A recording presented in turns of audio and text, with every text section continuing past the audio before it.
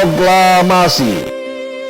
Kami, bangsa Indonesia, dengan ini. Hai everyone, kembali lagi dengan channel Devi Purnamawati.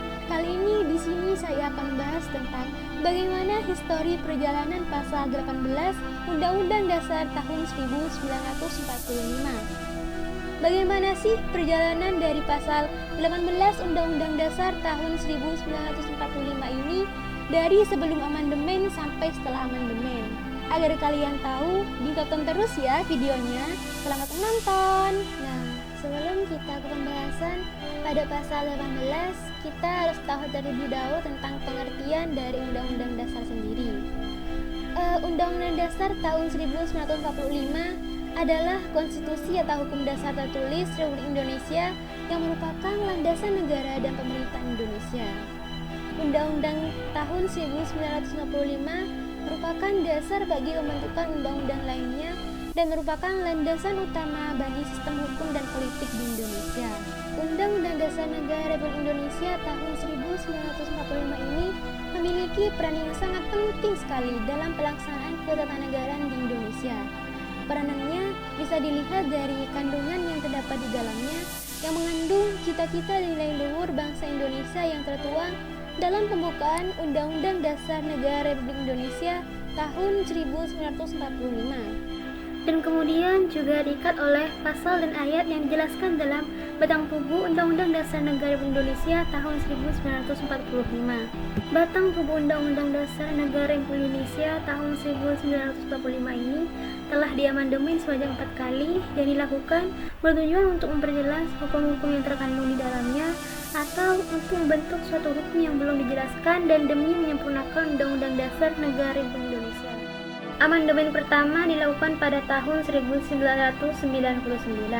Amandemen 1 ini merubah pasal 5 dan pasal 28. Kemudian amandemen yang kedua itu yang dilakukan pada tahun 2000, yaitu merubah pada pasal 7, pasal 18 dan pasal 28H. Amandemen ketiga yang dilakukan pada tahun 2001 ini merubah pasal 18B dan pasal 28I. Amandemen terakhir dilakukan pada tahun 2004, yaitu merubah pada pasal 18C dan pasal 28C. Jadi, dari keempat amandemen tersebut, kita akan membahas perubahan undang-undang terhadap bab 6, yaitu pasal 18 Undang-Undang tahun 1945 mengenai pemerintahan daerah, dan itu berada di perubahan yang kedua di tahun 2000, yang salah satunya meliputi pasal 18 yang sebelumnya di amandemen hanya muat 1 ayat.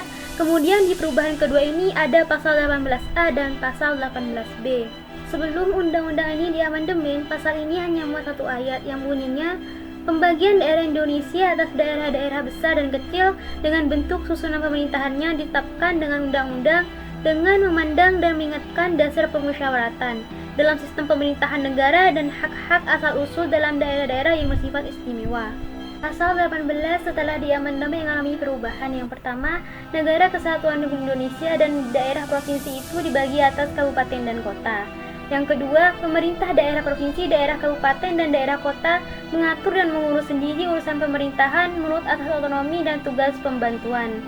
Yang ketiga adalah pemerintahan daerah provinsi, daerah kabupaten, dan daerah kota memiliki Dewan Perwakilan Rakyat yang anggota-anggotanya dipilih melalui pemilihan umum. Dengan adanya amandemen ini, kita bisa memahami ada perubahan antara pasal 18 sebelum di amandemen dan setelah di amandemen. Sebelum dilakukannya perubahan, pembahasan mengenai pemerintahan daerah yang bersifat istimewa hanya hak-hak dan asal-usul dalam daerah yang bersifat saja.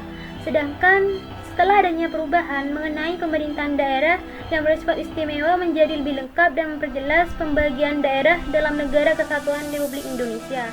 Nah, itulah penjelasan dari saya. Terima kasih.